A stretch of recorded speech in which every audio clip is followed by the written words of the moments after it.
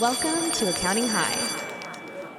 You guys did a show, is it niche or niche? Yeah. It's niche if you're a cheese-eating surrender monkey from France, but it's niche to us Americans. But either way. Thank you, Ron, because I hear niche on the other side of this camera. I know. Yeah. Canada does niche. It's like, I'm Ackerman does niche. I don't know why. He's hoity-toity. Here's what I've learned over my, 30 years, 40 years in this profession. I guess 40 years now. Geez. Coming up on 40 years in a couple of years. Cheers. The most profitable firms in the world, without a doubt, are all niched. Mm-hmm. Period.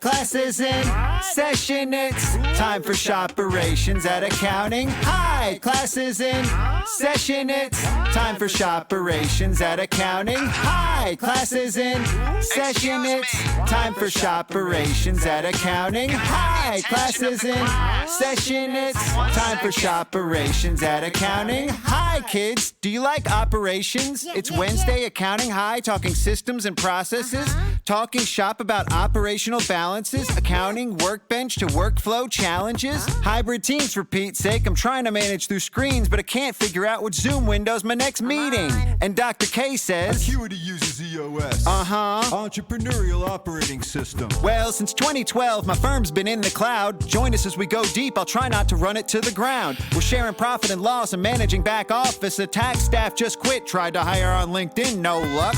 And scope creep, team count, CAS. Automate tax, compliance, transactions, ID, and bottlenecks. Come on, ops. Scotty, wait a minute. It's my firm, dog. I know, and I said you could run it however you want. Hi, class is in session. It's time for shoperations at accounting. Hi, class is in session. It's time for shoperations at accounting. Hi, class is in session. It's time for shoperations at accounting. Hi, class is in session. It's time for shoperations at accounting. Hi. Introducing the star of our show, Jason Ackerman and Scott Scarano. We're gonna have a problem here.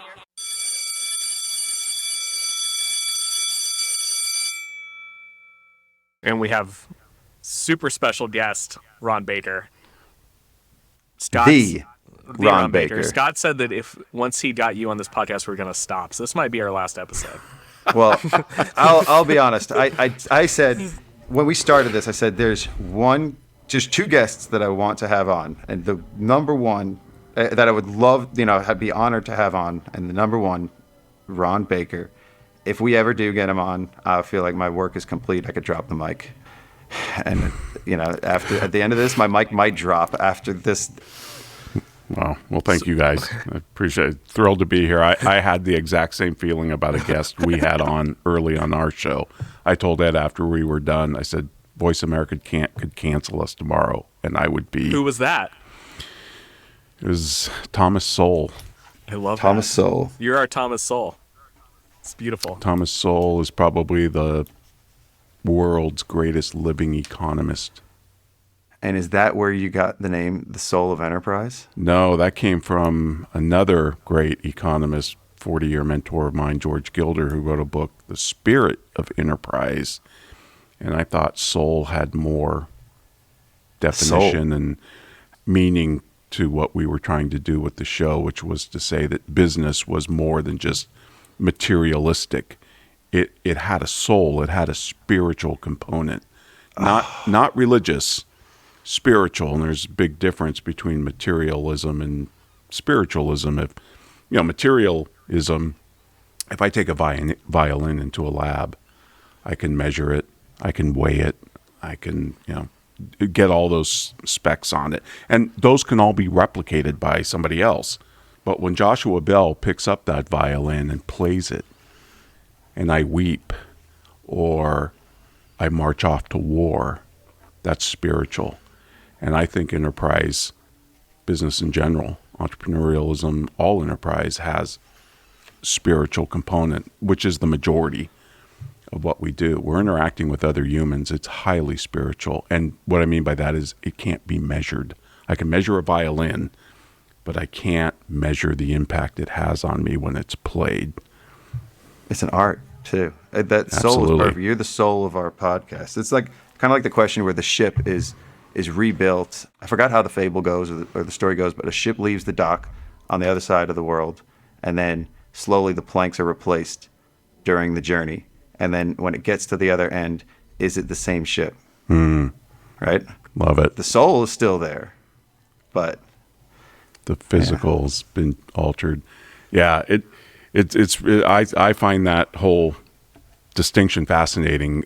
I mean, if you just think about today and the advances we've made, we can build a bridge, a building, a boat, or a jet airplane, 100% confidence it will fly, stand, sail, not collapse. I mean, darn near 100%. But when you look at business and you look at, say, marriages, why do they have such a high failure rate? Well, it's because they're spiritual, not just physical. yeah. Oh, that's it. That's it right there.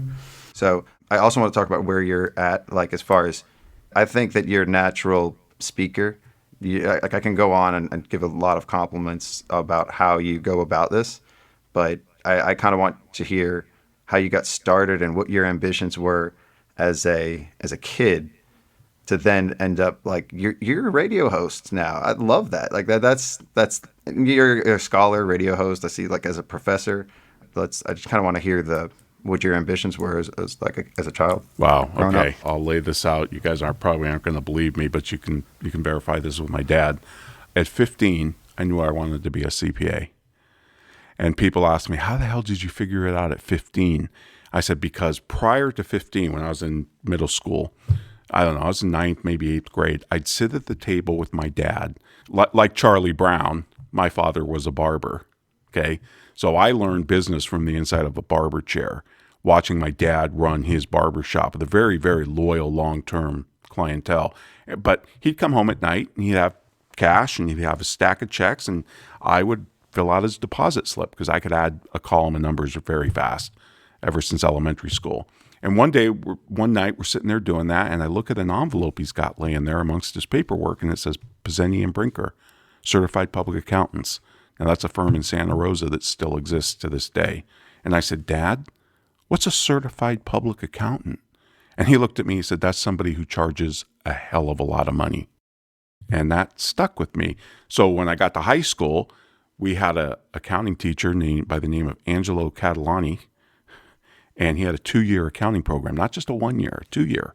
And this guy would bring in CPAs to talk to the class about what it was like to be a CPA. And he'd bring in people from the AICPA or what. He always had speakers come in as well. He taught us how to do tax on top of just accounting. And I had a tax clinic that I ran for the school. You know, the kids would come in with their W-2s, and I'd sit there and I'd do their 1040s. And I started a tax practice, and I started an accounting practice. I did my dad's books. I did a bunch of his business buddy books. So I put myself through college running an accounting practice. Now, it wasn't CAS. We didn't have any cloud technology. I had a typewriter and an old adding machine. But guess what, guys? How did I price? I did a timesheet. I filled out a timesheet because every CPA I talked to that came into the class, and my dad had a bunch of CPAs as customers. Now, here's the cool thing. When a CPA is getting their hair cut in your dad's barbershop, they're a captive audience for 1 hour. I pulled up a chair and grilled them. Where should I go to school? What's the exam like? What classes? You know, blah, blah, blah. And they were very generous, and they helped me. So I was kind of pulled through this 2-year accounting program in high school. 3rd year, I was the teacher's TA, teacher's pet, basically. But I knew I wanted to be a CPA. So when I got to college and passed the exam, I knew I wanted to go into a Big 8. I got into a Big 8. I filled out a timesheet. And then when I left the Big 8 in 87 after 2.5 years, and that's how you carbon date a CPA, by the way. You listen to how they say Big 8, Big 6, Big 5, Big 4. You can put them in the ear. So I joined at Pete Mark in 84 and left in 87. And I started my own practice with a partner who still runs it, Justin Barnett. And I figured out after about 3 months that the billable hour was a really customer experience, because the customer never knew how much the bill was going to be. They were always surprised. Like we were sending mail fraud documents through the mail, an invoice that just had a bill. And the client would either call very angry or come in very angry and say, why didn't you tell me it would cost this much? And my only response was, I spent the time. So in 1989, there was nobody on the circuit talking about it. There were no books. There were no consultants, at least in our space, that was talking about what I then called fixed prices. But we just said, there's got to be a better way to do this. So we just started experimenting with fixed pricing. Now, we didn't do all the things I talk about today, offering options, offering a value guarantee. All these different things came later. But we did lay out the fixed price agreement, the payment terms, and the room for scope creep, because I thought, hey, change orders make complete sense here. I had contracting clients. I had an auto mechanic. I said, they use change orders. It seems like a really smart policy. Why the hell aren't we? And I started experimenting with this in 1989. It allowed us to raise our prices, get a better class of customer, fire a bunch of low-value customers. It also enabled us to get rid of our timesheet, which our team members loved. And then in 1994, I started teaching this to my colleagues because I was so excited about it. And I started teaching for Cal CPA. And I've always known, again, since high school, that I wanted to write a book. But I didn't exactly know the topic. Well, when this hit, I landed on the topic of value pricing, and so I put out my first book in July of 98, after I'd been teaching it for a few years, The Professional's Guide to Value Pricing. That book went through 6 editions. It was published by Harcourt Brace, ultimately ended up at CCH after a couple of acquisitions. But it went through 6 editions. It sold 40,000 copies, and it was a $150 book. And it kind of put me on the map globally, and not just in the accounting space, but across all the professions that bill by the hour. And so by 2001, I sold my half of the practice to my partner, and I started VeraSage, and I started consulting and writing full time. And since then, I've published 6 other books, and the radio show was launched in 2014. The Voice America came after me. They said, would you like to do a radio show? And I thought about it. I said, oh, God, yeah. I've had the radio bug ever since I was able to get on the air in a Palm Springs radio station with a CPA buddy of mine who knew the host really well. This guy had a 3-hour talk show, drive time in the afternoon. And I went down there and, at the time I was teaching alternatives to the federal income tax. So the VAT tax, the national sales tax, all those types of issues. And of course, it was right up this guy's alley. And so he'd have me in the studio for like 2 hours, and people would call in, and, I'd talk about how Sophia Loren, got nailed for tax fraud by the Italian government. And, what do you do with Sophia Loren? Well, they put a bracelet on her and confined her to her home, her mansion or what. What the hell else are you going to do with Sophia Loren? And I just had the radio bug since then. So when this Voice America thing came about, I was like, yeah, I need to do this. And I said, but I want to do it with the co-host. And Ed was the natural guy because we'd been working together for so long, 10 years or so at that point, done a lot of courses together around the world. We thought alike. We could read each other. We have a lot of the same opinions, although we do disagree on some things. As I like to say, if you think it's hard to disagree with Ed, try agreeing with him. It's even harder. And then so the show was launched on July 4th, 2014, and we've been going strong ever since. Yeah, I've heard good things about Ed. I would like to have him on sometime too. I'm sure he'd come on. He'd love my to. grandfather was buried with Charlie Brown, like stuffed animal. He had a thing for Charlie Brown. I don't know, you mentioned really him earlier. My grandfather had a CPA firm in New York, Frank J. Scarano, CPA. And he drove my dad away from the profession. My dad was a CPA, drove my dad away from it, but yet he stayed in the profession, but he does software now. So he's got a software company, accounting for nonprofits. Cool. But yeah, I mean, this is like part of our blood, right? The sons of CPAs, Ackerman's at his dad's firm. I grew up in Santa Rosa, which is where Charles Schultz was from, the creator of Peanuts. Mm-hmm. So there's Peanuts statues all over the city, Snoopy and Linus and everything. He's got an ice skating rink and a museum there. But he used to come into my dad's barber shop. My dad didn't cut his hair, but one of his other barbers did. And He said he was just the nicest guy. Sparky, believe it. everybody called him. He sat there actually, and he was a big hockey fan, and he sat there and watched hockey, and he explained the rules to my dad, because my dad didn't understand hockey all that well at the time. And he said he was just the nicest guy, So that's cool. So Ron, I live in constant fear that my worldview is wrong. I know you said that as well. The question everything, and I don't have a right or wrong or up or down, and I go with the wind sometimes, or I go with the most conviction, and that shifts and changes. So speaking to like the tracking of time, if we're going to use that example, I have always been against micromanaging and trying to measure our outputs on the time it takes, because time is just an illusion anyway. Like I was just on the West Coast, I'm on the East Coast. There's different times. Like how do you make up for the 3 hours that are lost, right? Do I count that on my timesheet? I was in the plane for 6 hours, right? If you count for that, or negative, But I mean, if we are going to go into the measurement of it, I think all things being equal, money and time are the two resources that might be the most powerful in running a business. And that's only because time is finite. And that means that when the day is done, you're not going back to that. So I don't know. The question, Ron, that everybody, for me, when I'm like, we don't keep track of time, and everyone asks, well, how do you know if you're profitable? Or how do you know you're making money on a client? That's kind of what it comes down to. So how do you respond to that? Yeah, the whole time and money thing. I mean, Benjamin Franklin, well known for saying time is money. He wrote a letter to a nephew, I think, advice to a kid, and he was starting up a business. He said, if you spend a day at the beach away from your business, time is money. What he was really illustrating was opportunity cost. If you spend a day at the beach, you're not going to be working in your business and earning a living. I don't think time or money is necessarily a resource. Time is actually a constraint, and we're all subject to it. You can't store it, you can't sell it, you can't hoard it, you can't exchange it. I mean, I can't sell you any of my time. If we could buy time, I'd buy it from a homeless person. I mean, it'd be very cheap. Unfortunately, we have to buy our time from really skilled knowledge workers who can command top dollar for it. And my mentor, George Gilder's got this great theory, I think, where he says time isn't money, but money is time. Because like time, it's a constant measurement, and money needs to be constant. You don't want your dollar to float. This is the problem with Bitcoin, right?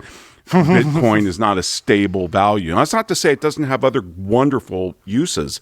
It's just when it comes to a unit of exchange, you want that to be stable so you can make long-term decisions. I mean, that old joke about the son going to the dad saying, "Dad, can I get $5 in Bitcoin?" $7.50. What do you need $12 for? I mean, it's it's fluctuating so much. So actually, money is time, but that's a totally different thing, and probably takes us down a rat hole we don't want to go to. Well, the fact that time can't be replicated once it's gone. You can't print more of it. You can't.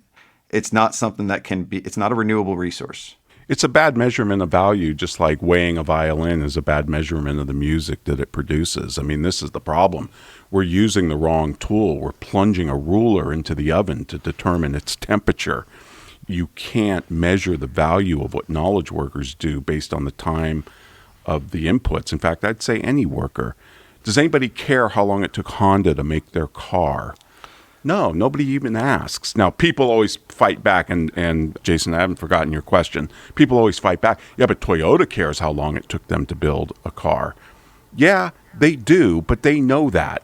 I mean, and they're working to constantly improve it, obviously, to become more efficient and more effective. But when it comes to customer value, the customer doesn't care about that. Yeah. But they're measuring it for internal purposes, and that's not the point that you're trying to make. Well, yeah. I mean, it's funny. Toyota doesn't have a cost accounting system. Doesn't have a standard cost accounting system. Never has in its corporate history since 1880 or whatever. Never, because they use a different system of they understand that cost doesn't determine price. Actually, price justifies cost. But let me get back to Jason's question about timesheets. Sure. Here are the 4 defenses of timesheets, and these are universal. They apply to every objection I've ever heard, except the one guy who told us the Lord doesn't want me to throw them out. And I didn't know what to say to that. That one was good. That we're going to drop off, yeah. That was good. So the 4 defenses are, 1, we need them to price, which I think I've completely nuked by explaining the labor theory of value versus the subjective theory of value, that time has no place in value, right? I mean, I could spend 10,000 hours writing a book. Nobody buys it. What am I supposed to do? Go yell at the world and say, hey, you got to buy my book. Look how much time I put into it, right? I mean, that's completely ridiculous. So we don't need them to price. The second defense is we need them to determine the efficiency of our team members. How would I know if one team member was twice as efficient as another? This is completely ridiculous as well, because I think people put on the timesheet what they think their boss wants to see, not what actually happened. So everybody I know who's ever filled out a timesheet has fudged it. They've either eaten time or borrowed time or shifted time around between different clients to make it come out to where they're kind of within budget. Nobody wants to look like an idiot in front of their manager or their boss. So they're going to put on the timesheet what they think should be on it, or what their boss would think should be on it. And therefore, they're not accurate. They're not accurate. And I'll go a step further. A timesheet is not predictive of the competence, value, customer service ethic, professionalism, pride of a CPA. Timesheets do not predict the successful characteristics of a true professional. Not in law, not in accounting, not in advertising, nowhere. Because it's just it's an input measurement, not an output measurement. So the idea that we need them to track team member efficiency is completely ridiculous. The third defense is we need them for project management. And this is where my colleague Ed Kless has just nuked this out of the sky, because he's a project management expert. And project management is all about forecasting capacity in the future. It doesn't look back. It looks forward and tries to say, can we undertake this project and get it done by a specified date? Now, in order to do that, yes, you can project time into the future. I have no problem with that. I have no problem, Scott or Jason, with you handing a file to a team member and saying, please do this tax return. I think it should take you about a day or 8 hours or whatever it is. Here's the thing. The project manager then doesn't care about whether or not your team member spent 6 hours on that, 10 hours, 12 hours. Now, look, if they spent 40 hours, they should tell you, because obviously something's wrong. Maybe the data's bad. Something else going on. Yeah, there's something else going on. Or let me throw it another way. What if they spent 2 hours on it, or 1 hour, or 10 minutes, and you thought it should take them a full day? Maybe they did something really, really friggin' innovative. I'd want to know about that too. Now, there's ways to capture that with after-action reviews, and we can talk about that. But here's the point. Why is it when you give a file to a team member and you say this should take about a day, that file stays in the firm for another 3 weeks until it gets to the client? You know, first in, first out. We also have fish. First in, still here. It's the duration that the project manager cares about, not the effort, the duration. This is why FedEx and Amazon measure when the stuff drops on my doorstep. They don't measure how long it stays on the truck or in the air or at the sorting facility. That doesn't matter. They measure what matters to the customer, which is, when does it drop on my doorstep? Did they get it there on time? They have this incredible service quality index that looks at 12 KPIs, and they're all how the customer defines the success of FedEx. Did they get my package on time? Is it not damaged? Did they invoice me correctly? I mean, I don't remember them all, but they're in one of my books. And it's a phenomenal set of KPIs. because it's all how the customer defines success. So the idea that we need timesheets to do project management is the equivalent of saying, I'm going to use my smoke alarm to time my cookies.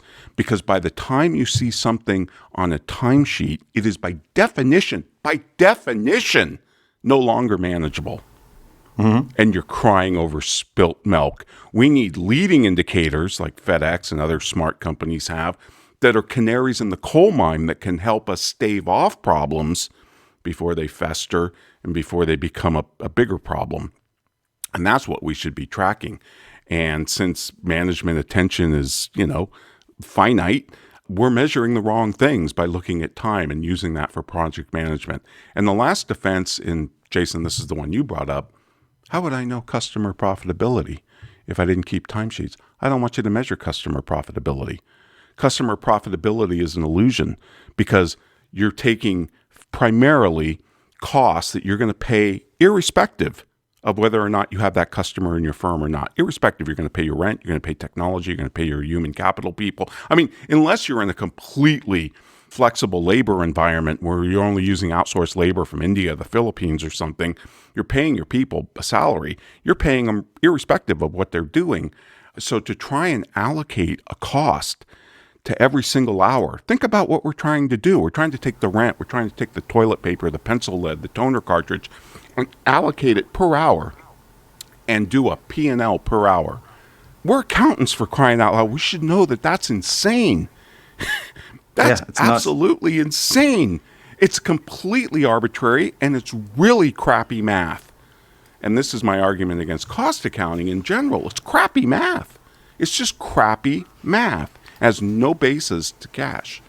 So I think you need to look at what you're concerned about as a business owner of anything, of any business, is profit overall. You need to look at the portfolio. I want to maximize the profit across the entire company. I don't want to worry about per hour, per job, per customer. That's not how to look at it. Because if you have smart onboarding, if you have a good purpose, if you have a good strategy, and you go after customers that you know are valuable and that are willing to pay for your value, then the profit, and you have good pricing, the profit's going to take care of itself.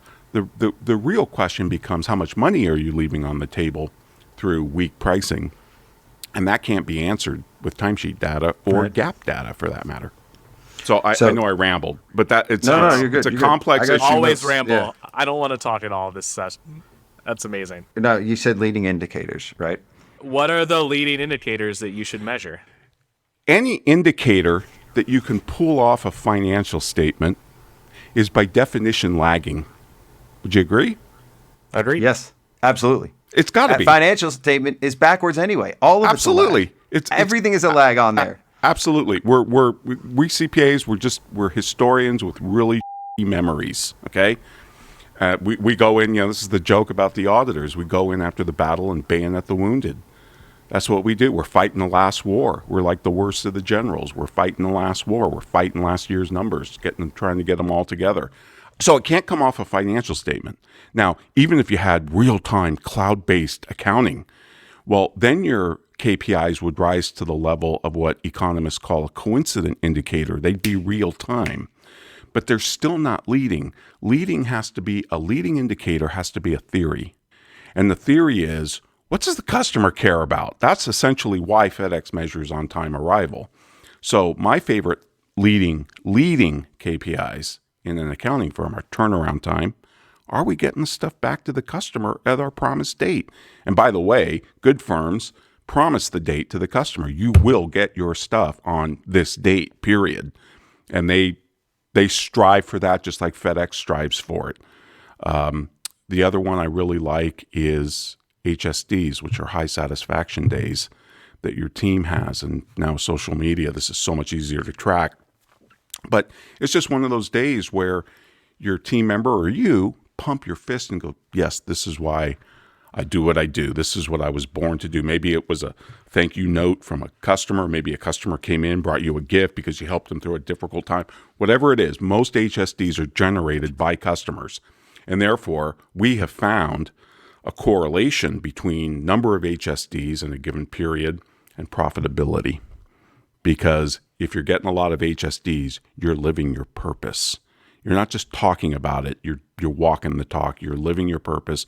You're helping your customers, whatever your purpose is. Another one, of course, is Net Promoter Score.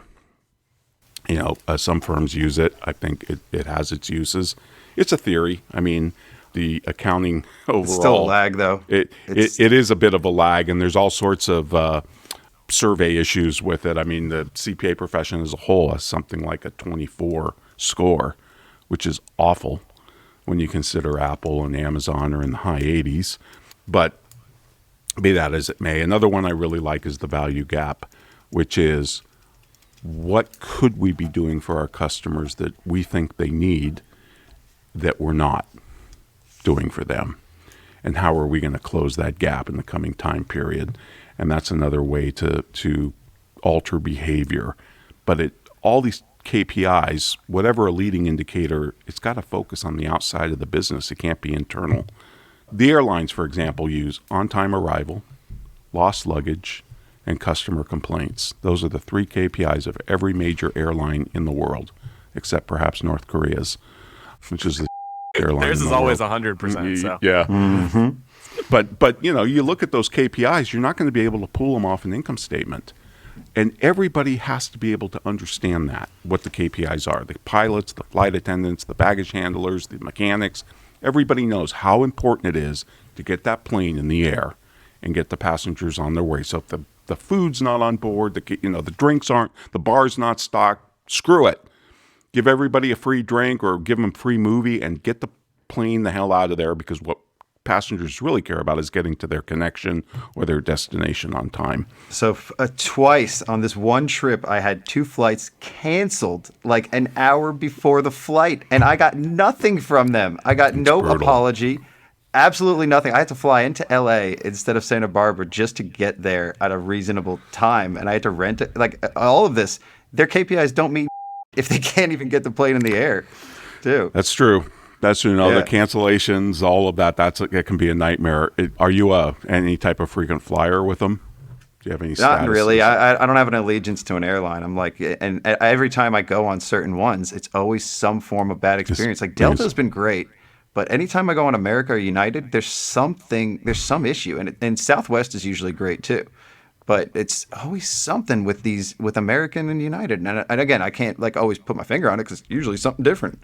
But yeah, I hear you. No, I used to travel pre-COVID, traveled a lot, and of course you build up an allegiance to an airline when you do that. And I tell you, they do treat their top flyers completely different. Like if they missed a connection or canceled a flight on me, they'd make it up somehow. They'd either get me home on another airline, or they'd give me miles, or I'd get an apology with a credit, whatever. But obviously I think that's right. Different customers. But also, to your point, you usually do use airlines a lot in your analogies of pricing and of offering different options, and they do have a master. They've mastered that. Most of them have the little things that they can add to generate a higher ticket price or a higher per customer. But yeah, if you are in the premium subscription with them and you're a loyal customer, they're going to reward you, and you have a different experience of that than somebody like me who's just kind of going with the wind, like wherever I can fly to with the shortest distance and or the shortest, less layovers, or not less layovers, less connections, less connections. Yeah, and it's different for each city I go to with different airlines. So I don't have that private jet yet. I used to be very enamored of the airlines. I would say now that they've fallen out of graces on pricing. I think they've taken it too far with some of their ridiculous nickel and diming on baggage fees and other kinds of crap. I'm not a big proponent of that. I think right now the best pricers in the world are the hotels. Yeah, hotels are doing pretty good. I think Disney's a good pricer on most Disney's of the stuff an excellent they do. pricer. Yep. Disney does great. The way I just recently went there, and the way that they're, if you don't see the value in getting a shorter line, you don't pay extra, right? Yep. And if you want to get on that ride and save yourself a couple of hours in line, pay $15, and here we go. You're first in line at this time. I know, it's awesome. Yeah. So Apple what too. What are the things that CPA firms can do to be better pricers? Stop looking at time I think by getting rid of timesheets, it forces you to think differently. I do think the timesheets, the cancer, the billable hour is a symptom of the cancer, which is the timesheet, this idea that time measures everything and is the be-all and end-all of how we should run our business. I think that's the real problem. If we cut that out and we look at other things, and look, I'm saying if you get rid of the timesheet, it's not like we're going to run around with like chickens with our heads cut off and we're not going to replace them with anything.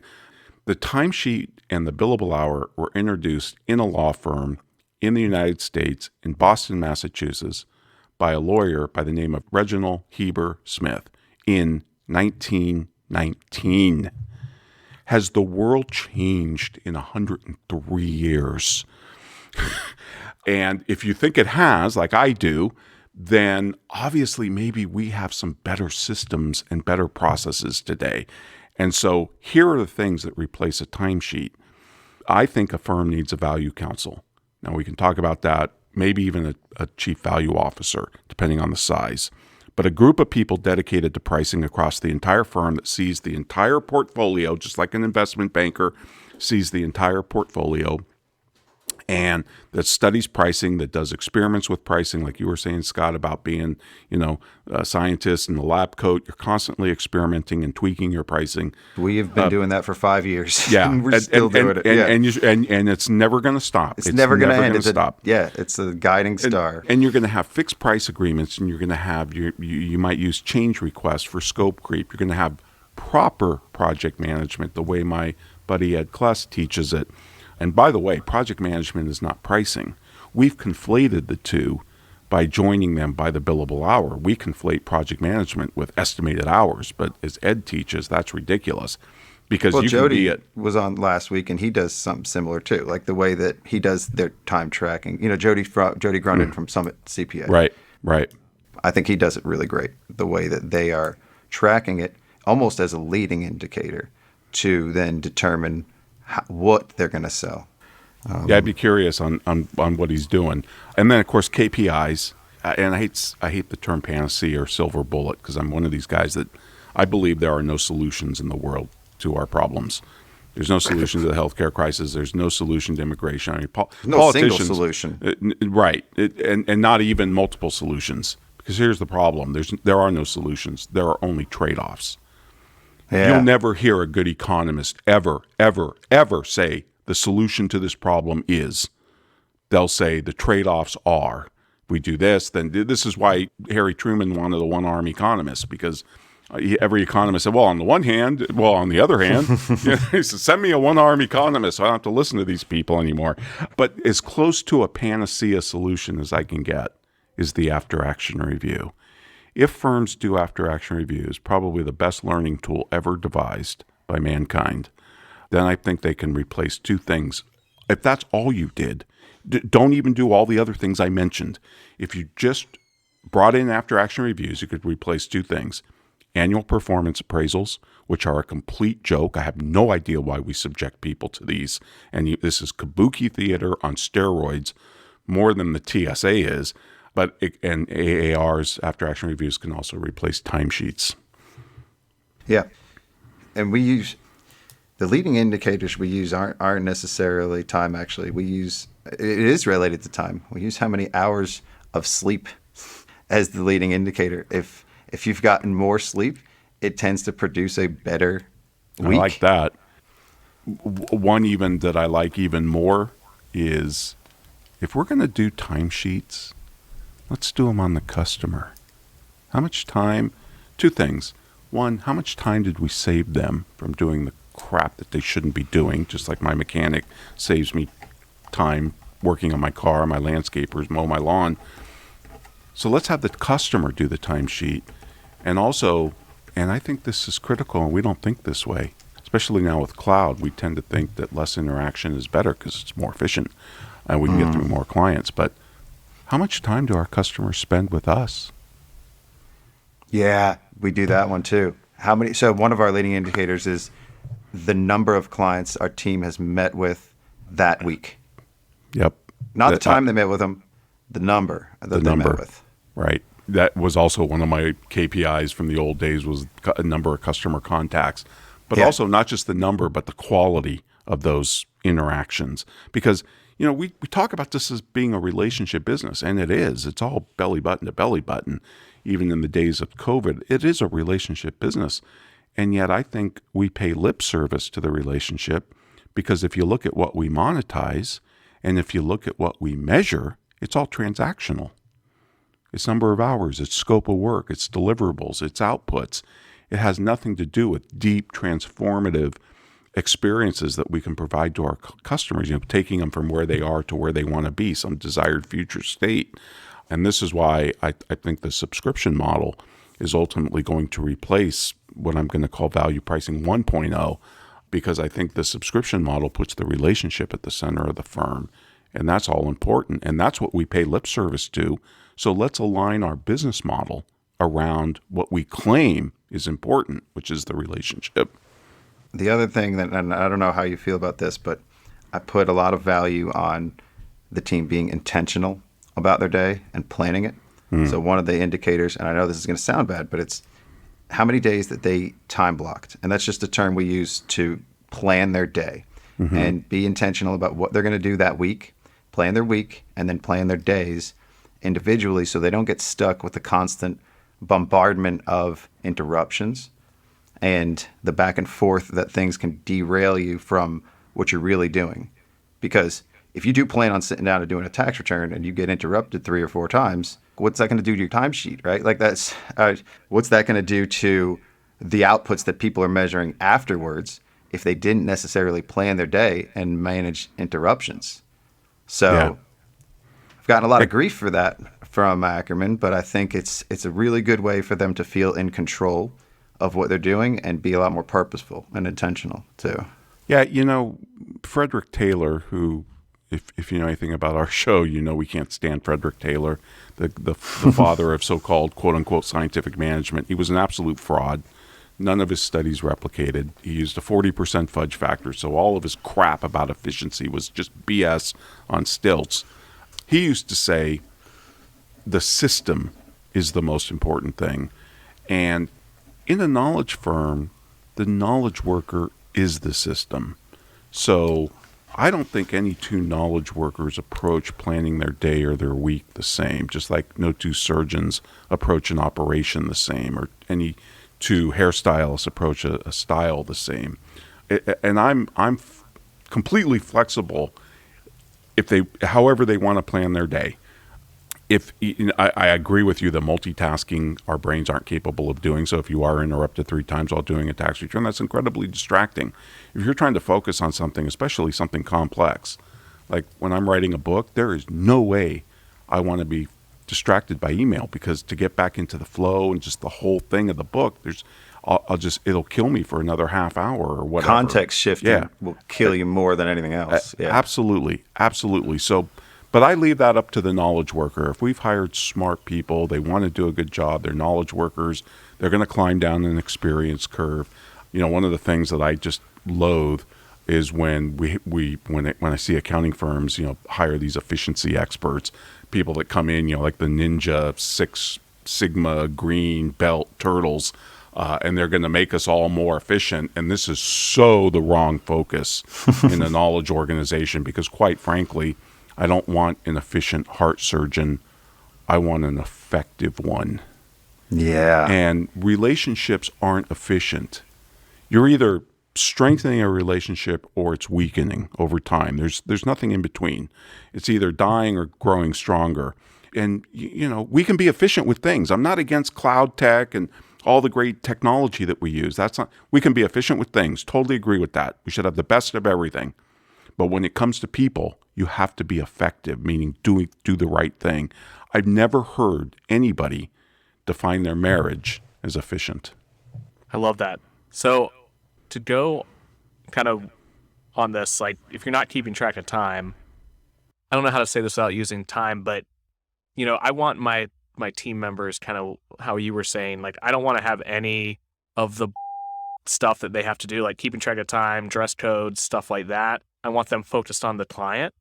And I guess how much of their job should be kind of just learning and innovating and figuring out stuff on their own. Like I think of Google, and they say you can spend like 40% of your job just like doing whatever you want to do to kind of try and develop and learn more. And I really want to try and put that in for CPAs, but I haven't found a good way to do that yet. Well, and I wrote a lot about this because I studied Google, I studied 3M, Gore-Tex is another one that does this.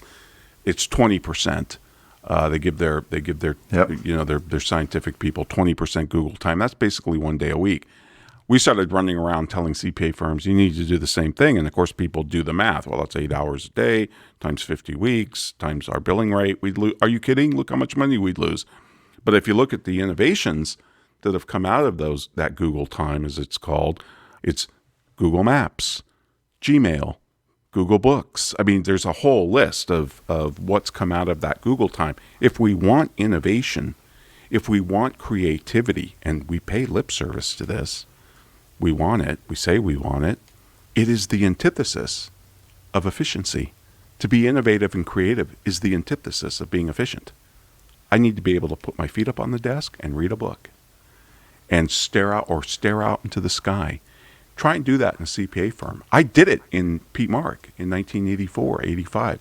I'd be sitting at my desk, like after lunch or something, in my cubicle, and some idiot put me in the front cubicle, and a manager or a partner would walk by, and I'd have my feet up, and I'd be reading a book, and they'd say, Baker, what are you doing?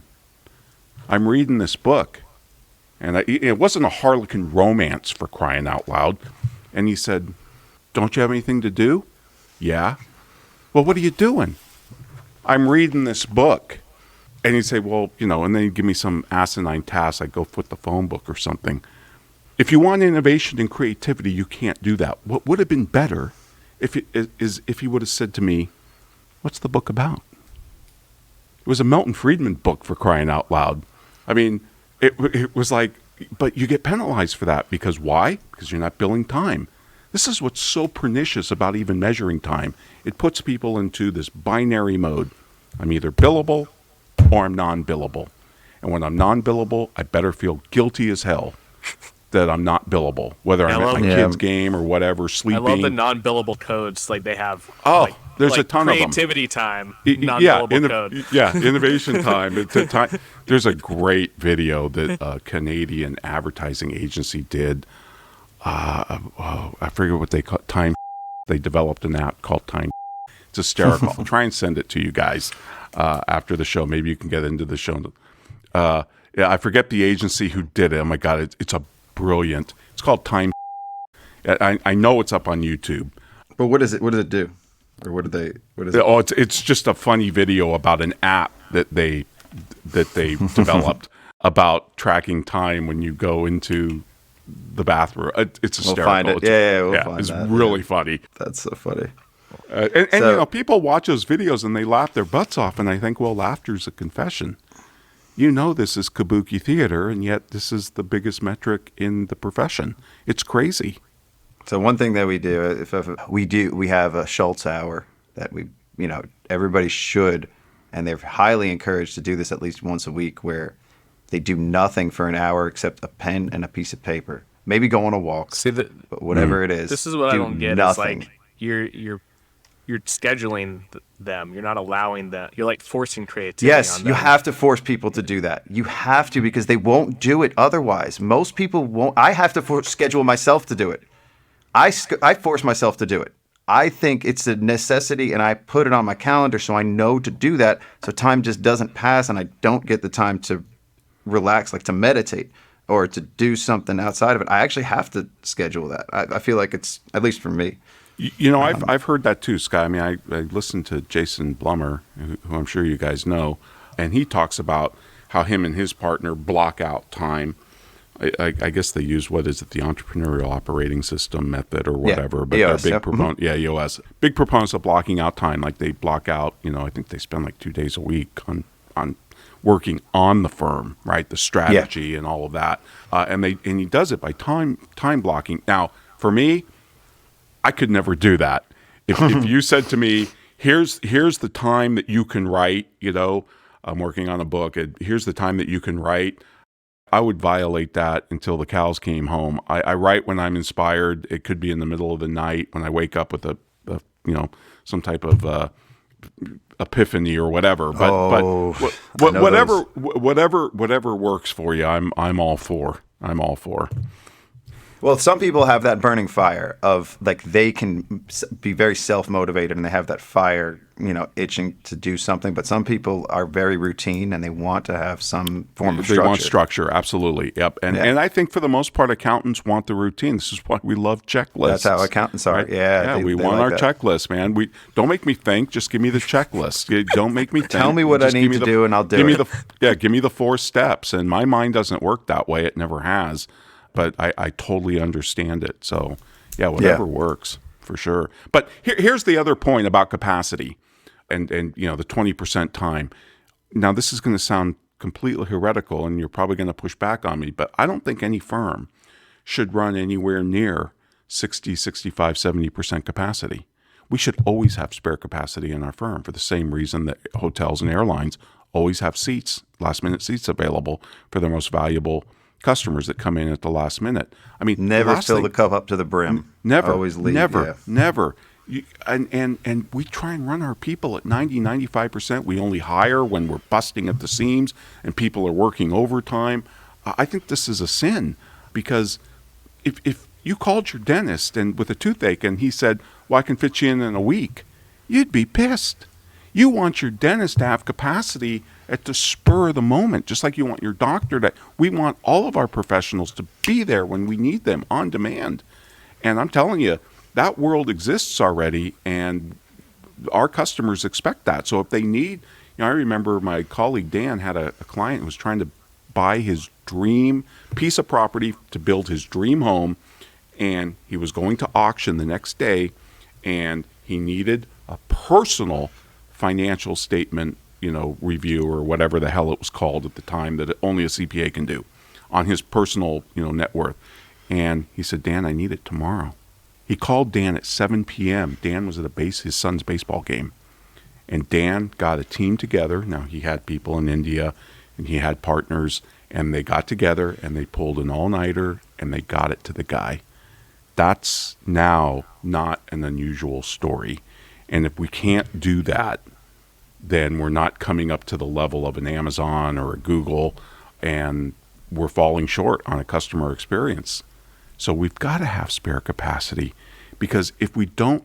But that's balance right there too. Like what you're saying is having the ability to do that, you got to be able to flex in both ways. Like, so you got to be relaxed, but also very intensely focused and driven when it is time to deliver. Yeah, I'm not a big fan of the word balance. I mean, to me, balance is for ballerinas. God, I hate it. Ballerinas. It's for ballerinas and tires, for crying out loud. Well, the reason I say that is I went in the total opposite direction of giving them too much capacity. They don't really work on Fridays. Maybe they work half a day on Fridays. Obviously, never weekends. But we have way too much capacity. When I say way too much capacity, we did this year have too much capacity, and it was too loose that I had to go back in the other direction a little bit, because it was giving people too much freedom, right? And then too much freedom. Yeah. But Scott, I'd rather have that problem than the other one. Yeah, that's not a bad problem to have. Everybody's happy. That I tend to see. Plus, I've seen that firms that do have spare capacity, their team members seem to be motivated to fill those holes and go out and get clients or referrals or find extra work for existing customers. I found the team members to be very, very helpful in filling those capacity They don't gaps. harbor any resentment when there is something to be done, and they tend to be generally happier whenever there is a change that we're going to do, or any type of system update or change. Like they're ready to take on other things that normally maybe they wouldn't be, because if you're overworking everybody, they're just going to be resentful for anything that you kind of introduce. And that's what I see in most firms is and I don't think it's burnout. People talk about the mental health issues of burnout, depression, alcoholism, suicide, divorce, blah, blah, blah, all these things. And that's a problem in all the professions. I read that about doctors, lawyers, accountants. But I don't think it's burnout in accounting firms as much as it's rust out. Because we're giving them the same crap year after year after year. I mean, I used to open up a file and start to do the budget or a work paper and look at last year's, and it was the exact same date, except just a year before. It's like, oh my God, it was like Groundhog Day. that's rust out. You got to constantly challenge your knowledge workers with more challenging work rather than, I hear people that, firms that have they'll tell me, well, we do 2010-40s.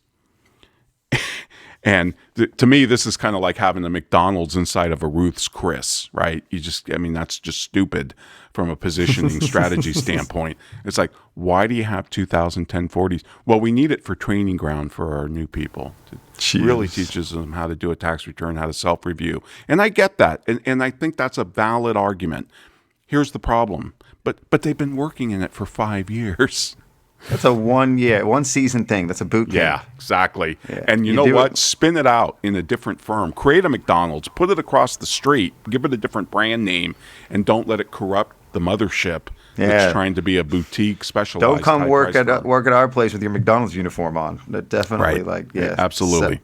Take that cap off. No context shifting. Well, how do you think? Because you've got traditional CPA firms that are doing all the compliance work. I guess. Give us some advice on transitioning away from that.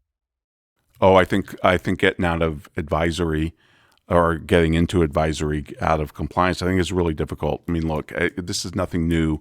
Ever since I've entered the profession, we've been talking about compliance is dead. It's going to die, blah, blah, blah. And it has not died. It's only grown more. It's like a hydra head. It just, we chop off one and four more grow in its place. The tax code's complex. Compliance is getting more complex, not less.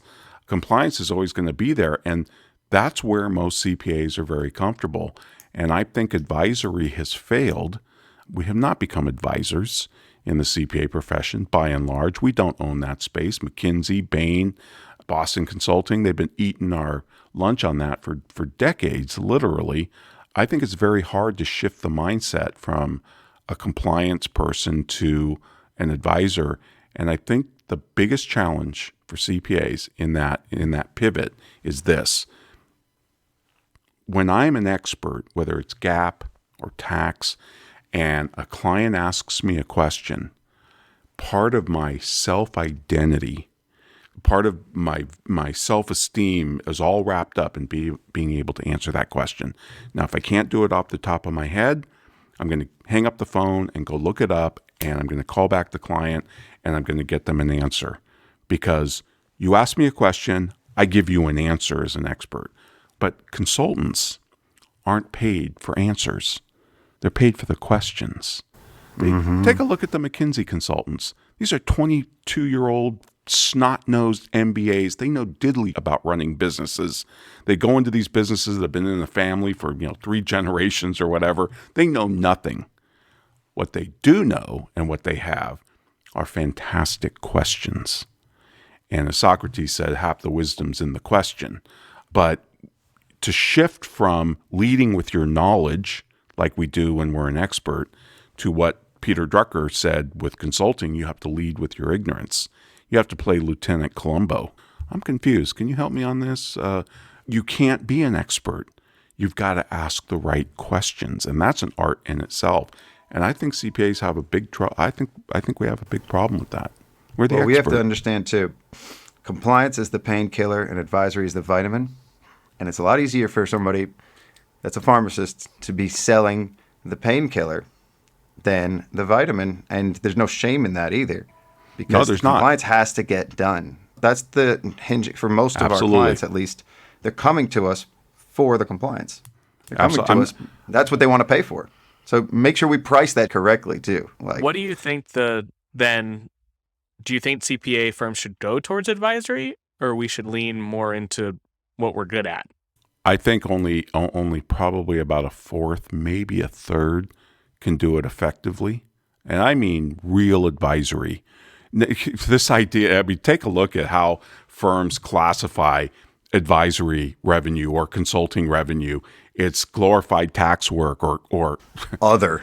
Dare I say it, CAS, right? Client Accounting Services. God. CAS is not advisory. And I'm probably the only guy in the profession. I don't know. You guys may feel this way. I'll just run. Well, they've tried to change the A to advisory now instead of. Yeah, I know. Client, and I hear other podcast hosts talk about CAS. I know it's growing like topsy, 20% a year, blah, blah, blah. I know outsourced CFO, part-time CFO, CAS, blah, blah, blah. The firms have big departments on this. I understand it. I know the logic for a company to take its, front office and make it, or take its back office, its accounting, whatever, and make it somebody else's front office. I get all that. Here's my problem with client accounting services. It's the ditch digging of CPA work. Our talent didn't go to 5 years of college and 150 hours of education, pass a CPA exam, to do bookkeeping. This is going bookkeeping. Backwards. We are yes, very much so. If you hired bookkeepers for this, I would have no problem. Just like when physicians hire personal or physician's assistants, or when lawyers hire paralegals. Like, I was just at Digital CPA Nashville. Unreal to me. They are thinking this is the future. Unreal to me. And you guys, there's one of the big reasons why we have a talent crisis in this profession. Yeah, I'm going to go to 5 years of college so I can come out and do bookkeeping. 150 hours. But I can do it in the cloud, and I can have all these apps like T-Sheets. Who gives a This is crappy work. I shouldn't. It's not crappy work. It's the equivalent of surgeons piercing ears. Now, if I take a group of surgeons and set up a kiosk in a mall and say, you guys are going to do body piercing, I bet you I could be profitable. But would I be more profitable if I put them into hospitals with ORs and let them do surgery? Which one would be more profitable? I mean, it's an opportunity cost thing. This is not the best use of our intellectual capital. Well, what do you think, Ron? What should CPA firms be doing? Let 1,000 business models bloom. Well, you just said... No, I'm not saying don't do CAS. I've got a colleague, his name is Paul Kennedy. He runs O'Byrne and Kennedy. Now, he wants to be a business advisor. I love he kind of uses this as a tagline, orally, but he says, we start where other CPAs leave off.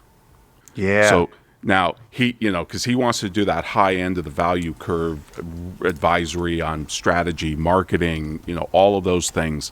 But like you said, in order to do that, you need clean books. So in order to be a CAS customer of his, you have to sign up for the advisory. He will not take a client on just to do CAS. That's not going to happen. You're only going to get them to do your compliance work if you're a business advisor. And if you stop the advisor work, they'll probably let you go as a client because they're not just going to do CAS. Some of the best firms now are doing that, where if they do effective advisory, they do not take on a client for compliance only. They will do all the compliance, and they should. It still can be very profitable, but they lead with their best foot forward, and that's selling advisory. You take that on, then sure, we'll do everything else for you. We'll do everything with subscription. else for you. It's that Right. We'll bundle all of it, but we're not going to sell you just the hamburger and without the meal. Right. Right. And I like that approach. The other thing I would say with CAS, and I read these books about it, and they profile these firms, and these firms have 600, 800,000 CAS customers. So I got to tell you what, if you've got more than 100 CAS customers, there's no way you're doing advisory. Look, I've learned this the hard way this year. We have about 110 clients, and we're not doing effective advisory at my firm. You can't be. We're not doing it at all. Like we, as much as we may think we are, and we say that we used to, we're not. We're not doing any of it. The firm I mentioned, and they're out of London, OBK, he's had 75 customers for, I don't know, the past 14 years. And he's kind of busting at the seams with that. That's even putting stress on him. But that's it. He's not growing for the sake. He's not growing the number of customers. He is growing average price per customer. That's gone up. That's gone way up. He's probably growing his margins. 75 customers. But he's only got 75 customers. He probably doesn't do anything on time. Probably not even paying attention to time. He has no timesheets. He's 100% value pricing. But here's the other thing he does, which I find very radical. He sits down with every customer at the annual meeting, And he probably has his customers on fiscal years, just for their purposes, their fixed price agreement or whatever. So he doesn't have to meet with everybody all at once. But he sits down with every customer, and his first question out of his mouth is, should we continue this relationship? And his logic is, look, nobody owns a customer. So let's put the 800-pound elephant in the elevator, let's put it on the table, and should we continue this relationship? Are we adding enough value? He said, sometimes I want out of the relationship. He said, what happens is that it's like a marriage renewal. We're renewing, we're renewing the covenant between us. So he puts every client at risk every year, which I love, because most clients, when they first hear it for the first time, now they're acclimated to it. They know they're going to hear it. But when they hear it for the first time, they're like, no, you're not going to fire me, are you? No, I don't want you to. They judge your lean next into move, them. how they react to Yeah. that too. Like you judge how you're going to play the next move based on how they react, because no, we're not going to end it, but let's make this better. Regardless. But sometimes you want out because you can't do anything more for them, or they're going to sell, or life changes. So sometimes you just want out of the relationship. So I've always thought that was really cool, even though it's very counterintuitive. So one thing you said earlier, and you were talking about just a lot of the different things about business, but I think that what was coming out was there's an art to a lot of this. There's an art to business. It's not very scientific when it comes to pricing, when it comes to measuring, and I don't think a lot of people give art enough credit that are in our world. I think there always has to be a if this then that approach to everything, and I don't see the essence of things being like the takeaways from a lot of things are very literal. So I don't know, I could go on about my thoughts on this, but what do you think about art? Yeah, no, I think you're exactly right, Scott. People believe business is a science because numbers are involved. It's something that another great economist, Friedrich Hayek, called scientism. Just because there's numbers involved makes us think that it's science, it's data. I mean, take a look at the financial model, that we use. Black-Scholes, all of them were completely worthless when the mortgage meltdown happened, right? The bottom line is, if you believe, as I do, that all value is subjective, then value can change as fast as people change their minds. And therefore, to think that you can measure all this and have some grand unified theory like we're a bunch of physicists is absurd. Value is a feeling. It's not a number. It's a feeling. Why did I pay $3,500 for my Apple computer here sitting in front of me when I could have bought a Dell or an HP or something else for, I don't know, 1/5 the price, 1/7 the price? It's a feeling. Whatever guilty pleasure that you indulge in, whether it's spa days or a typical luxury brand type of clothing or watch or car, why? Why do we spend all this? Because it's feelings. Value's feelings. It's subjective. And there's no way to quantify it. Now, price obviously is a number, but I think price is more of a story, and it's more of a psychological game than a mathematical game. Sure, we can have pricing equations that try and give the optimal price and have elasticity studies and all this BS, but it's really about psychology, which is why the 3 pricing options make so much sense to help people, to give people context. But here are 2 rules. Here's my grand unifying theory of everything. All value is subjective, and all prices are contextual. And if you understand that, you understand, as Ed Kless says, business ain't science. He actually got that quoted in Harvard Business Review. He wrote him a letter back in the days when he wrote letters, and they actually printed it.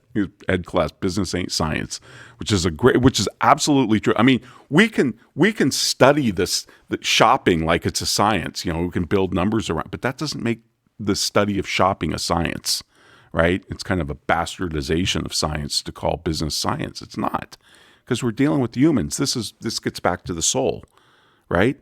I weep when I hear the violin played, right? It's not because of all the measurements and the weight. It's because of the art, the soul, the spiritual, the spiritual, the stuff that can't be measured. What drives me nuts more than anything is people say, well, if you can't measure it, you can't manage it. Well, that's other. Can anybody tell me, has anybody ever measured the effectiveness of management?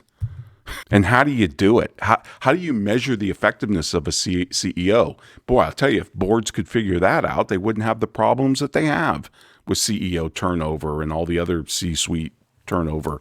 So this business isn't a science because value is subjective. One day we're fondling our iPads, and the next day something else comes around. We customers are absolutely fickle. We're fickle. And you can't change that. And I wouldn't want to change that. And here's the other thing about it. You mentioned the art of business. Creativity and innovation should take us by surprise. I go to these conferences and I listen to these futurists, right? And I'm thinking, you're a futurist. You're just absolute charlatan. If anybody who calls themselves a futurist is an absolute charlatan. Here's why. Innovation and creativity always take us by surprise. Always. Otherwise, they could be planned. I mean, if the first guy who invented the wheel knew what a wheel looked like, you wouldn't have needed to invent it. The first guy who invented the wheel, by the way, was an idiot. It was the guy who invented the other three that was the genius. But that's the other thing about creativity and innovation. It always takes us by surprise. If it didn't, socialism would work. And an economy could be just run by a bunch of computers with algorithms. Obviously, it can't be. So that's the great thing about humanity is our ability. That's the only unlimited natural resource is our innovation, our creativity. Yeah, it's context. I With love a lot that. of it too. Art's context. Like it's a lot of it's psychological. True. Let me say one more thing about, because I do like saying business is an art, but with one twist, and it's an important twist.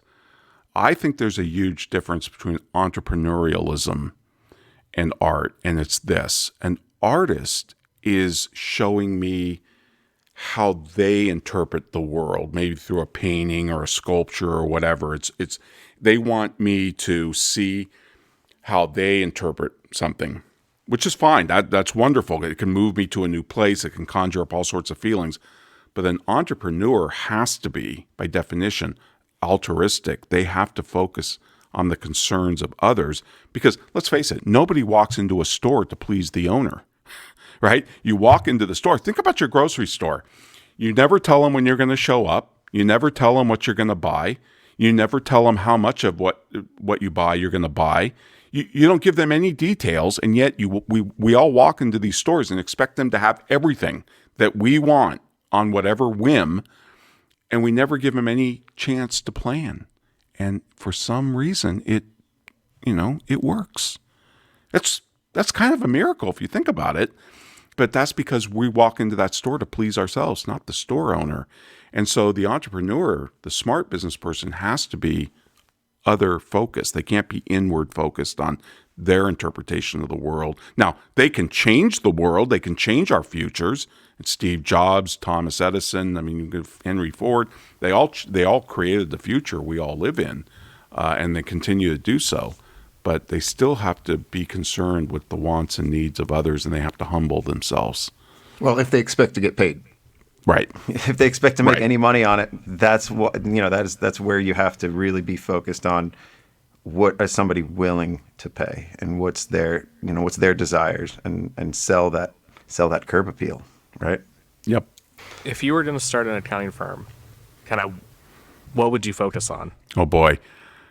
Somebody asked me if you were start all over again, what would you do? And I think I prattled off 3 things. Obviously, I would never, ever, ever keep timesheets.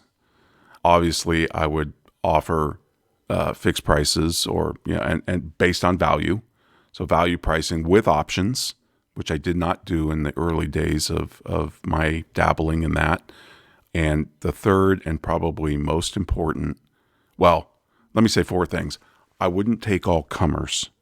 In the early days when we all start a firm and we've all been there and we know what it's like, we have to put food on the table and make money. So every client's a good client. I had a very simple test for client onboarding. Did they have a checkbook? And if I put a mirror in front of them, did it fog? And if it did, then they passed the test and they were a client. Now, if the mirror didn't fog, I'd still look for estate work. So maybe there was one way I could bee sting them before they went out. But when that becomes your client selection criteria, what happens is over time, birds of a feather flock together. D clients refer other D clients. F clients refer other F clients. That stands for friends and family.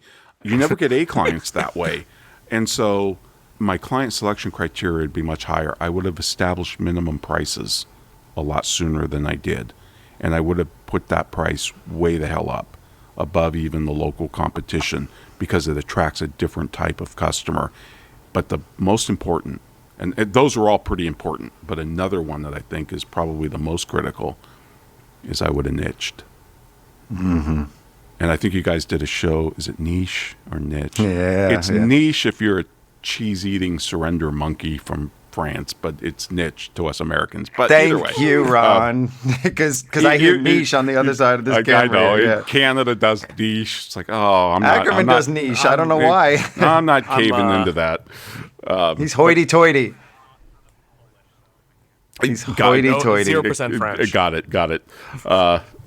But here's what I've learned over my 30 years, 40 years in this profession. I guess 40 years now. Geez, coming up on 40 years in a couple years. Cheers. The most profitable firms in the world,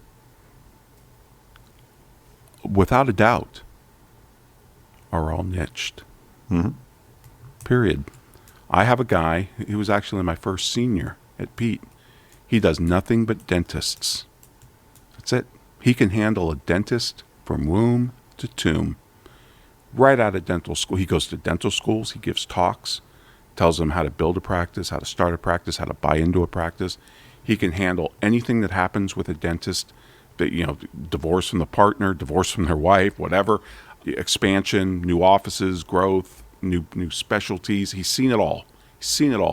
But that's all he does. If anybody comes to him from a referral that is not a dentist, he sends it to another colleague of mine, because these are usually high wealth individuals that other dentists refer, and he's turning them away left and right. He's giving them to my other CPA buddy, and that's all he does. And he's the most profitable firm I know, 7-digit net.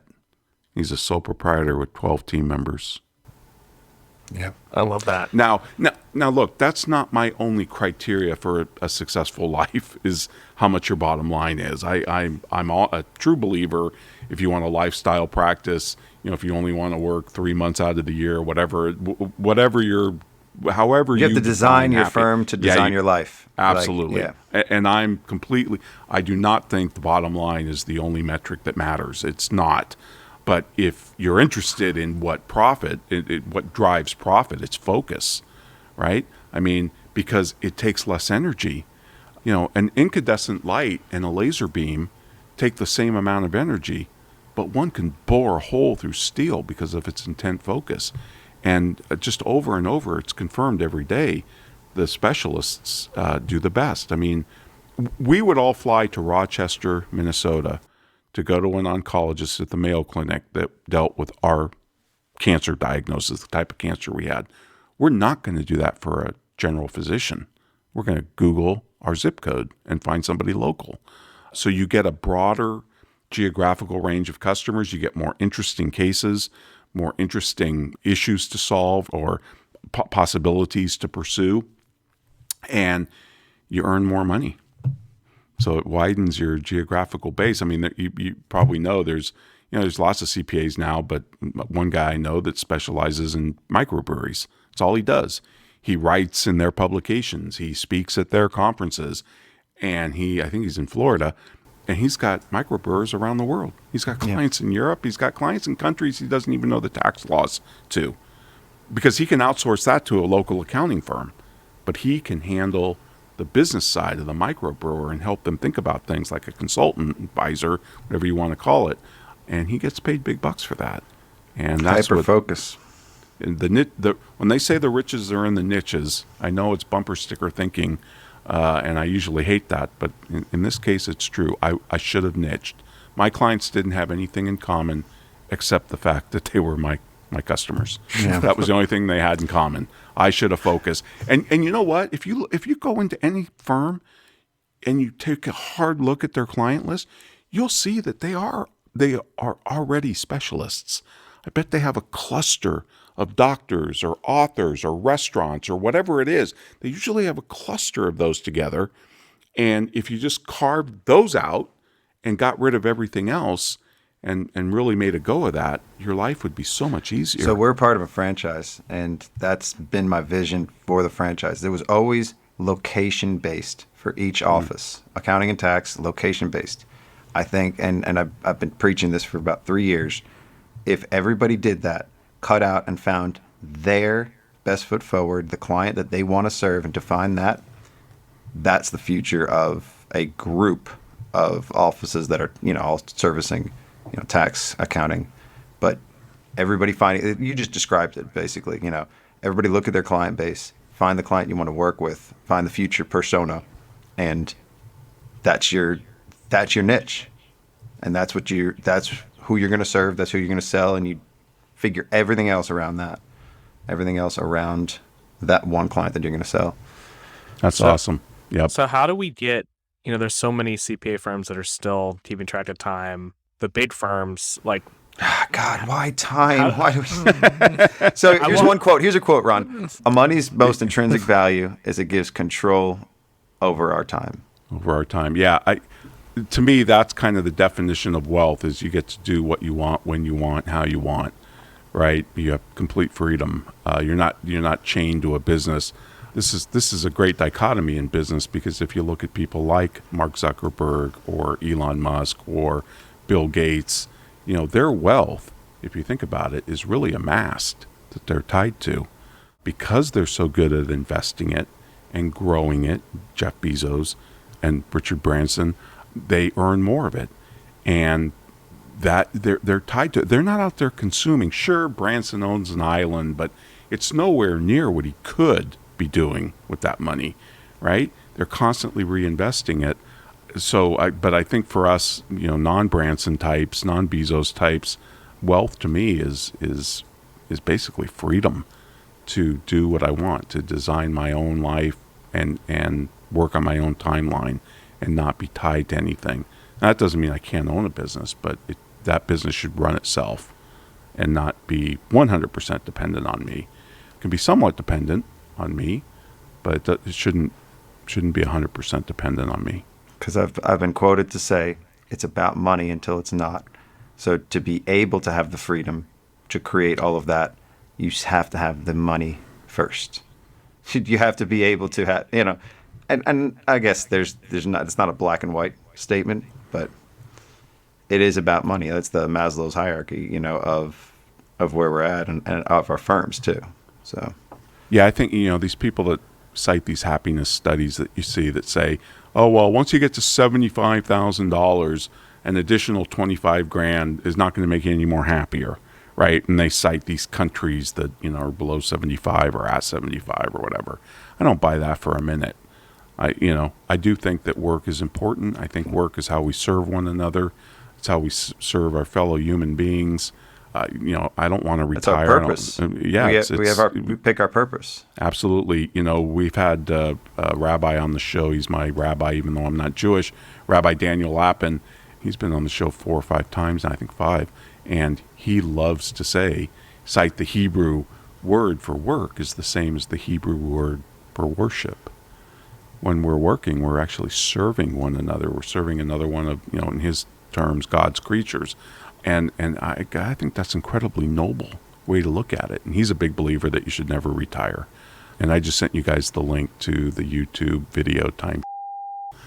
The time. All right, Ackerman, what's your time question? You can ask it now. Well, I mean, we've kept him on a long time, so. That's all right. Time. I guess. He's got value. I'm not counting time. I'm not counting everything time. you say, I 100% agree with. Why do all these firms not do it? It's a great question.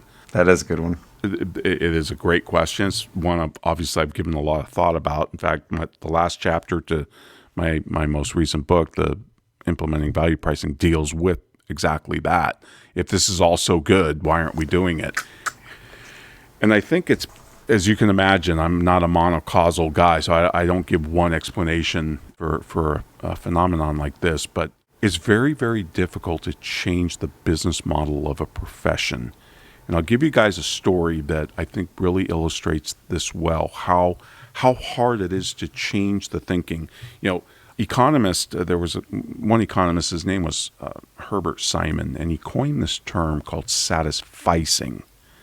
So it was joining satisfy and sufficient together, and he called it satisficing. It's actually a Northumbrian word. It does exist.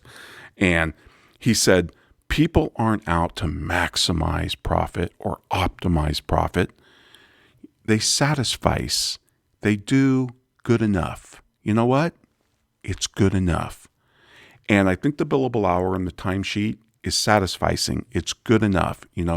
We understand it. We know it. Our systems are built around it. Our customers are familiar with it, even though they don't like it. It's a crappy experience. They understand it. If they about the bill, then they'll probably get a knockdown on the rate, or they'll get a knockdown on the rate if they negotiate, whatever. They're satisficing. So we don't strive to maximize and optimize and all of that. We satisfice. I think that's a big part of it. The other thing is, if you think about ulcers, if you think about 100 years or more of diagnosis from doctors, what causes an ulcer?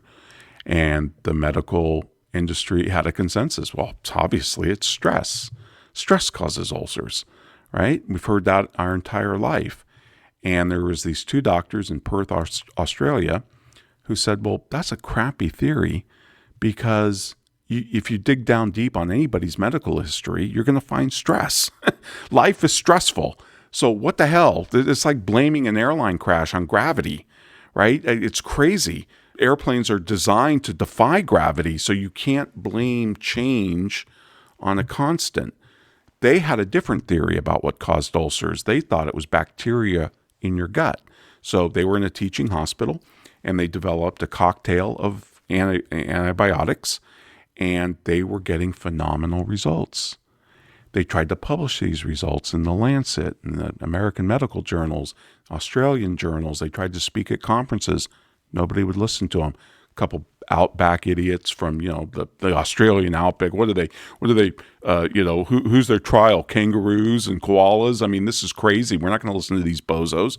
And nobody paid them any attention, respect. The colleagues shunned them. They said, what a theory. There's no way that's a bacterial infection causes an ulcer. One day, one of the doctors got so frustrated, he walked into his lab. They're in the teaching hospital. He's got all his, students there. And he picked up the Petri dish that had the bacteria, and he drank it. He said it tasted like sewer water. And he gave himself an ulcer. And then he proceeded to cure it with their cocktail. And now people said, whoa, these guys might be onto something. And they started slowly letting them speak. Now, this all transpired, by the way, between the late 80s and the late 90s. So about a 10-year window it took these guys to convince the medical profession that ulcers were not stress-related. They were bacterial-related. They went on to win the Nobel Prize for their discovery, and it's commonly accepted that we no longer treat ulcers the way we did. And here's my question. It took these two doctors, medical professionals, evidence-based profession. You talk about a lab coat. These guys are the epitome of evidence-based. It took them 10 years to convince their colleagues of one finding, one theory change. 10 years, over 10 years actually. How long is it going to take us to convince us that we don't need timesheets and we don't need the billable hour? Probably not going to happen in my lifetime. Although we have made great progress. I think we've already hit the tipping point. But you mentioned the big firms. The big firms will be the last dogs hanged at the party. They will not give up their timesheet. I've tried. I've worked with them. I've been in them. There's just no way. They hear me speak about that and they think I'm on a different planet. But there are a lot of firms below the Big Ten, say, that are starting to go down this road. So we're already at the early majority of firms that have adopted value pricing, somewhere between 30 and 40%. Maybe we're still in the that change curve is starting to tip. Yeah. Yeah, the innovators, we're probably at the innovator level with the timesheet issue. I think we're above 10% of firms that have completely gotten rid of them. And it's mostly been the smaller guys, the people that have started up, maybe taken over their dad's practice and said, I don't want to practice like my dad did. Ah, yeah. That's they're more nimble, more agile. Yeah. Yep. I know that's the way Jody Padar did it. She took over her dad's practice and said, no, we're not going to bill hours. We're not going to do timesheets. And we see a lot of that. Well, Ron, you've been amazing. I hope one day when they create the Nobel Prize for Accounting, you will be the first person to win it. Wow. I'm going to talk to Sweden about that. Cool. I'll talk to the Academy. But you've been amazing. Scott, any final question from Scott, if you have one, before Ron goes back to writing encyclopedias on accounting? No, my questions are too big. We'll have to have I've got you back. a lot yet. We'll have you back if you'll come back in a few months. We should talk about subscription because I do think that's the next iteration of the business so that, model. that was actually what I wanted to talk about today was subscription, but I think we'll tease subscriptions. Yeah. We got the baseline now. I'll tease it this way. When people say, because we hear this a lot now, especially with Cass, oh, we do that on subscription. What they're saying is we take an annual price and we divide it by 12. That's not subscription. That's not a subscription business model. It's not based on a financial relationship. The subscription business model is totally different. You have to go to the market in this business model with a superior offering than what you're offering under, say, value pricing 1.0. It has to be a superior offering. You have to do what Walt Disney used to do at Disneyland. You have to plus it. You have to plus the experience. You have to plus the offering. And if you're not doing that, you're really not doing subscription. Plus, you have to constantly innovate without changing the price, by the way, just like, Netflix and Amazon and all these other subscription businesses that you may subscribe to. They come out with new versions. They drop new episodes, whatever. You don't see your Netflix price change every time they drop a new, season of your favorite series. So the innovation has to be baked in. So there's a lot more to subscription than just a monthly payment. I love that. You're coming back. Ron, awesome. Tell us where we can listen to your radio show and follow you and buy your books and all that stuff. Awesome. The radio show you can find at thesoulofenterprise.com. All one big word, thesoulofenterprise.com. And it's got all of our shows. We've done 370 now, dating back to 2014. And you can also, there's a Patreon channel. So if you want to subscribe to The Soul of Enterprise, go to patreon.com/TSOE, and you can join us and be a member of our community. We put out bonus content. So we do an additional show or shows for our Patreon members, and they get other perks, and we have wine and cheese get-togethers and all that. People can also find me at VeraSage.com, which is the think tank that I founded, and we have lots of resources up there. I'm also a LinkedIn influencer, so you can follow me on LinkedIn. I've got over 100 articles up there on all these topics that we talked about today. Over 200,000 followers, too. Yeah, over 200,000 followers. And I'm on Twitter at Ronald Baker. And since everybody listening to this show is a CPA probably, that means you're a colleague. So email me at ron@verasage.com. I'm happy to continue this dialogue. And just thank you guys for having me on. It's a blast. No, you've been amazing. Great. Thanks, you guys. Hi, class is in session. It's time for shoperations at accounting. Hi, class is in session. It's time for shoperations at accounting. Hi, class is in session. It's time for shoperations at accounting. Hi, class is in session. It's time for shoperations at accounting. Hi, kids. Do you like operations? It's Wednesday Accounting High, talking systems and processes, talking shop about operational balances, accounting, workbench to workflow challenges, hybrid teams for Pete's sake. I'm trying to manage through screens, but I can't figure out which Zoom window's my next meeting. And Dr. K says, Acuity uses EOS. Entrepreneurial Operating System. Well, since 2012, my firm's been in the cloud. Join us as we go deep. I'll try not to run it to the ground. We're sharing profit and loss and managing back office. The tax staff just quit, tried to hire on LinkedIn, no luck. And scope creep team count cash, automate tax, compliance transactions, ID and bottlenecks. Come on, ops. Scotty, wait a minute. It's my firm, dog. I know, and I said you could run it however you want. Hi, class is in session. It's time for shoperations at accounting. Hi, class is in session. It's time for shoperations at accounting. Hi, class is in session. It's time for shoperations at accounting. Hi, class is in session. It's time for shoperations at accounting. Hi.